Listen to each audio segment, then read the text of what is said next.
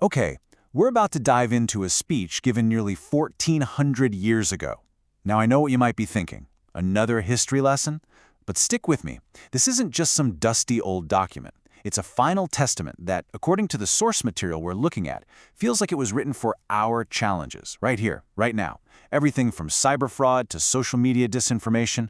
We're going to re-examine the last sermon of Prophet Muhammad as a potential guide for the 21st century. To really get the power of this, you have to transport yourself back to the moment it was delivered. This wasn't just another speech. You could feel it in the air, this sense of finality. Everyone listening knew, they just felt the weight of history being made, knowing this was probably the last time they'd ever hear from him directly. And boom, that's how he began.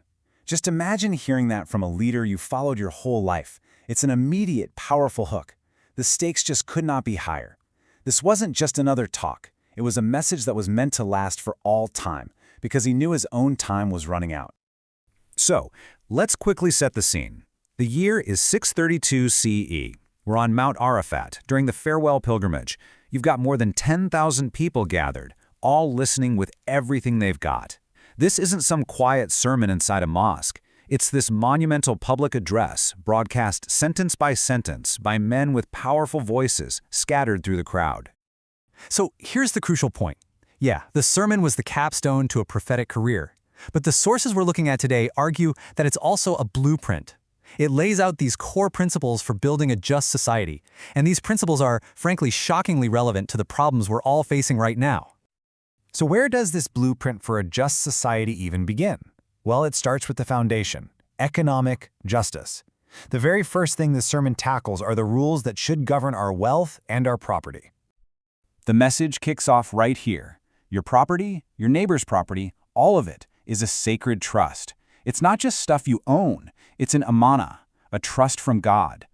This just elevates the whole idea of property rights from something legal to something deeply spiritual. And the instruction? It's simple, but it's profound. Return what you're entrusted with. And that ancient principle of a sacred trust just crashes right into our modern world. Get a load of this number. $13 trillion. That's the projected cost of digital theft in this decade alone. It is a violation of that sacred trust on a scale that's almost impossible to imagine. It's what one source calls a modern form of just taking property without any bloodshed. Then, the sermon zooms in on a really specific economic practice, exploitative interests, or riba. And the prohibition is absolute. The goal here? To create an economy where you keep what you earn, and nobody inflicts or suffers inequality because of predatory lending. I mean, that's a pretty radical vision of a debt-free economic system. Now let's contrast that principle with our world. $315 trillion.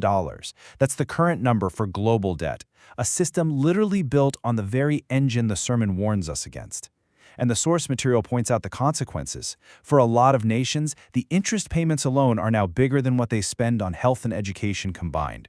Just think about that. Okay, so from economic justice, the sermon pivots to what is maybe its most famous and revolutionary part, a radical call for human equality that just completely shatters the tribal and racial hierarchies of that time. I mean, this is one of the most direct anti-racist statements you'll find in any religious text, anywhere. It completely erases any claim to superiority based on race or your ethnicity or who your ancestors were. The only thing that truly measures a person's worth, it says, is their character and their good actions, their taqwa. But here's a really key insight from the analysis. This statement isn't just some nice moral decoration. It's positioned as sound social and economic policy. The argument is that true equality isn't just about being a good person, it's the only way to build a society that actually works for everybody. And you know what? Modern data totally backs this up. This chart shows a really clear pattern. Areas with higher levels of racial segregation consistently have a lower GDP per capita. Why? Well, because racism isn't just a moral failure, it's an economic drag. It wastes talent, it shrinks markets, and in the end, it costs everyone. So, from the equality of all people, the sermon then moves to another crucial relationship, the partnership between men and women, laying out a framework of mutual rights and responsibilities.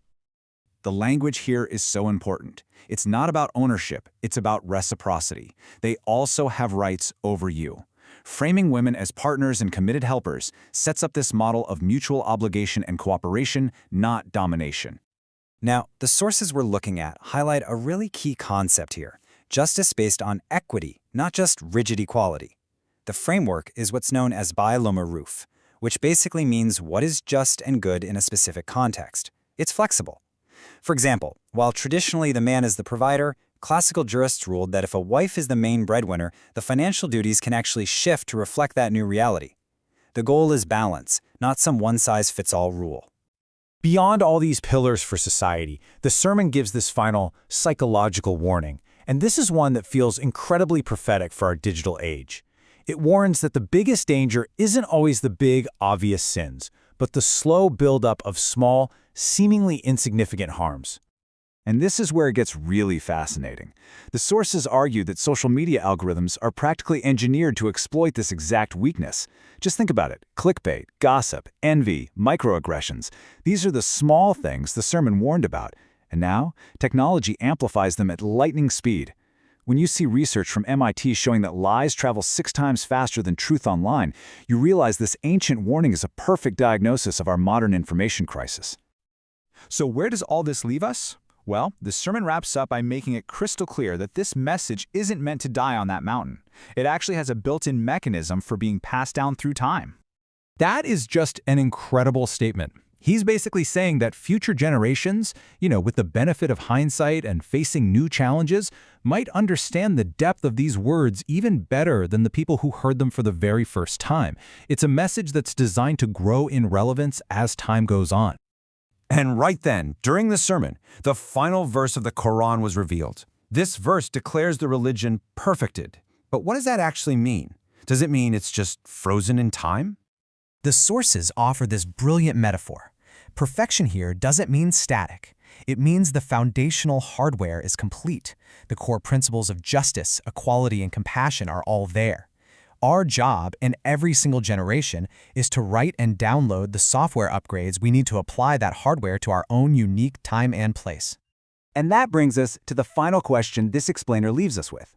In an age of AI, global debt, and digital chaos, our challenges are brand new. But maybe the solutions are rooted in timeless principles. The question for us then is how this final will from the 7th century can give us the ethical compass we so desperately need for our journey into the 22nd.